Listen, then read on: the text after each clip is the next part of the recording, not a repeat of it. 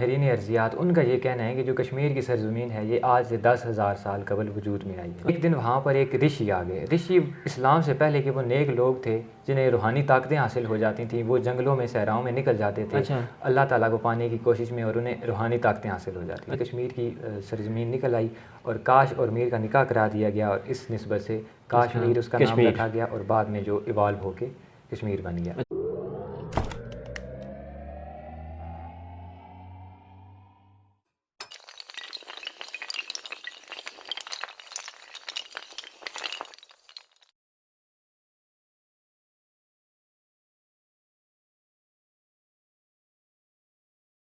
अस्सलाम वालेकुम रहमतुल्लाह। नाजरीन, मैं ज़ायद ज़ुमान बलग्रामी और आप देख रहे हैं कामयाब लोग। ब्रिलियंट स्टूडेंट सीरीज़ में आज हमारे साथ मौजूद हैं एक ब्रिलियंट स्टूडेंट शुएब अब्दुल्ला। सबसे पहले तो बहुत शुक्रिया, आपने वक्त दिया। मैं आपसे पहले ये कहूँगा कि आप अपना मुख्तसर सा तारुफ़ करवा दें। बिस्मिल्लाहिर्रहमानिर्रहीम। मेरा नाम शुएब अब्दुल्ला है। मेरे वालिद साहब का नाम मोहम्मद अब्दुल्ला कवी है, जो एक रिटायर्ड सब्जेक्ट स्पेशलिस्ट हैं। मैं पटिका के गाँव कारका का रिहायशी हूँ और रिसेंटली फ़र्स्ट ईयर में मैं अलियान हाई स्कूल एंड कॉलेज में पढ़ रहा हूँ। अच्छा, ये पहले स्टूडेंट हैं जिन्होंने मुझे ये कहा कि मैं इंटरव्यू देना चाहता हूँ, तो इनके पास कश्मीर के मतलब मालूमात थी। मैंने सोचा कि मैं भी वो सुनूँ और मतलब आप भी जानें, आपको भी पता चले कि कश्मीर के मतलब इनके पास क्या मालूमात है। अच्छा, आपके पास क्या मालूमात है कश्मीर के मतलब? जी, बेसिकली हमारे यहाँ एक तो ये मसला है कि जब हम कश्मीर पे बात करते हैं तो हम कश्मीर पे बात नहीं कर रहे होते, हम मसला कश्मीर पे बात कर रहे होते हैं। यही बात है। तो ये अलमिया है हमारे यहाँ। तो हम कश्मीर की हिस्ट्री को देखते हैं बेसिकली। तो जो जियोलॉजिस्ट हैं माहिरीन अर्जियात, उनका ये कहना है कि जो कश्मीर की सरजमीन है ये आज से 10,000 साल कबल वजूद में आई है। अच्छा। यानी जो भी सरजमीन होती है वो डिफरेंट अवामिल होते हैं, जैसे ग्लेशियर्स के अमल या दरियाओं के अमल, उनके बाद वादियाँ वजूद में आती हैं। तो कश्मीर की वादी जो एक अंदाज़ा है माहिरीन का वो ये है कि 10,000 साल कबल पहले वजूद में आई है। अब उर्फ़ आम में जो डोगरा राज के अंडर सारी जो ज़मीन थी 84,471 मुरबा मील, उस सब को कश्मीर कहा जाता है। लेकिन कश्मीर एक स्पेसिफ़िक मुकाम है जो कि तकरीबन मकबूजा कश्मीर में बारामूला के करीब है। एक मैदान है तकरीबन 80 किलोमीटर लंबा है और 35 किलोमीटर वो चौड़ा है।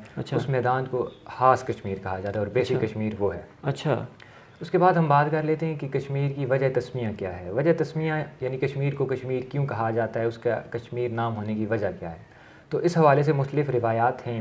एक रिवायत तो ये है कि कश्मीर जो थी वो एक झील की तह थी, ऊपर पानी था और नीचे कश्मीर की जो वादी थी वो मौजूद थी, और उस झील के आसपास आबादी थी और झील के अंदर एक देव रहता था। अच्छा। और वो देव आसपास के लोगों को नुकसान पहुंचाता था। अच्छा। और एक दिन वहाँ पर एक ऋषि आ गए। ऋषि इस्लाम से पहले के वो नेक लोग थे जिन्हें रूहानी ताकतें हासिल हो जाती थीं। वो जंगलों में सहराओं में निकल जाते थे अल्लाह ताला को पाने की कोशिश में, और उन्हें रूहानी ताकतें हासिल हो जाती। अच्छा। एक ऋषि आ गए, कश्फ ऋषि। अच्छा। और लोगों ने उनसे कहा कि इस देव से हमें छुटकारा दिलाया जाए।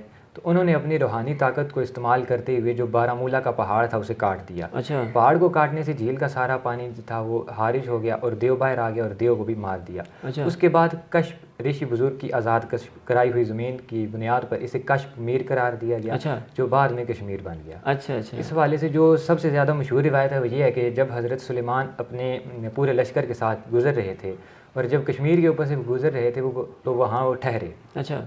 और उन्होंने अपने जो साथ उनके लोग थे उनसे मशवरा किया कि यहाँ पे इस झील के नीचे एक खूबसूरत सरजमीन है, अगर इसे हाली कर दिया जाए तो ये जो है बनी नौ इंसान का मस्कन बनेगी। अच्छा। इसके बाद ये मशवरा किया गया कि ये काम कौन करेगा। तो हज़रत सलमान के लश्कर में जो जिनों का सरदार था काश। अच्छा।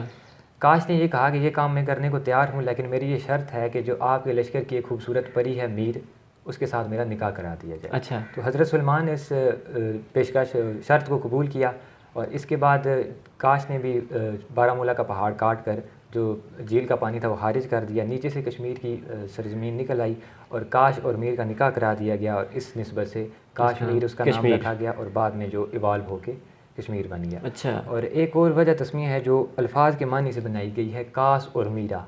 कास कहा जाता है बेसिकली नालों को। अच्छा। और मीरा पहाड़ियों को। तो नालियों और पहाड़ों की सरजमीन कास मीरा जो बाद में इवाल्व होके कश्मीर बन गया। अच्छा जी। अच्छा, इसके अलावा आप अपनी एजुकेशन के मतलब थोड़ा सा? एजुकेशन अल्हम्दुलिल्लाह अल्लाह का मुझे बड़ा एहसान है। अभी रिसेंटली जो मीरपुर बोर्ड मैट्रिक का रिज़ल्ट आया उसमें मैंने 1100 में से 1098 नंबर हासिल किए हैं। अच्छा, और मीरपुर बोर्ड में बहुत शुक्रिया। और मीरपुर बोर्ड में मेरी 2nd पोजीशन है। और इस पर मैं अल्लाह ताला का बेहद शुक्रगुज़ार हूँ। अच्छा, ये बताएं कि फ्यूचर प्लान क्या है आपका? जी, फ्यूचर इंशाल्लाह मैंने एरोनॉटिकल इंजीनियरिंग पढ़नी है इंशाल्लाह, और उसके बाद मेरा इरादा है कि मैं CSS का टेस्ट पास करके ब्यूरोक्रेसी को ज्वाइन करूँगा। अच्छा, जी। तो उसके अलावा लास्ट पे कोई अच्छा सा मैसेज नाजरीन को क्या देंगे आप? अच्छा सा मैसेज मेरे जो जहन में है वो स्टूडेंट्स के लिए तो ये है कि हमें हर चीज़ का अदब करना है। जो जो चीज़ हमारे इल्म में हमें इल्म सिखा रही है, जैसे हमारा कलम है, हमारी किताब है, हमारा कापी है, इन तमाम चीज़ों का अदब हम पर बहुत ज़रूरी है। इसके अलावा वैसे इसके अलावा एक और चीज़ भी है मेरे ख्याल में, फ़ोन का भी अदब करना चाहिए, कुछ चीज़ें हम फ़ोन से भी सीखते हैं। जी बिल्कुल, ये भी दुरुस्त बात है आपकी। और उस्ताज़ा का अदब तो बेहद ज़रूरी है, और इस तरह वालिदैन का अदब बहुत ज़रूरी है। और एक आखिर पे मैं कहना चाहूँगा, मौलाना रूमी की एक कोटेशन है कि ख़ुद को अकेला महसूस मत करो, पूरी कायनात तुम्हारे अंदर मौजूद है। तो अपने अंदर को तलाशें और ख़ुद ही को तलाशें, तो मेरे ख्याल से आपको सब कुछ मिल जाएगा। बिल्कुल बिल्कुल, जब अंदर इंसान का डिस्क्राइब हो जाता है, वाज़े हो जाता है, तो फिर इंसान को हर चीज़ समझ आती है। और एक अंदर की दुनिया, एक बाहर की दुनिया है। अंदर की दुनिया जिसकी जितनी ज़्यादा अच्छी होती है, रूहानियत इंसान की जितनी ज़्यादा अच्छी होती है, अंदर से जितना इंसान अच्छा होता है, बाहर से उतना ही अच्छा दिखता है। तो बहुत शुक्रिया, आपने वक्त दिया। अल्लाह ताला आपको दुनिया और आखिरत की कामयाबियाँ नसीब करे। नाज़रीन, उम्मीद है कि इंटरव्यू आपको बहुत ज़्यादा पसंद आया होगा। अल्लाह आप सब के लिए आसानियाँ पैदा करे। बहुत बहुत शुक्रिया।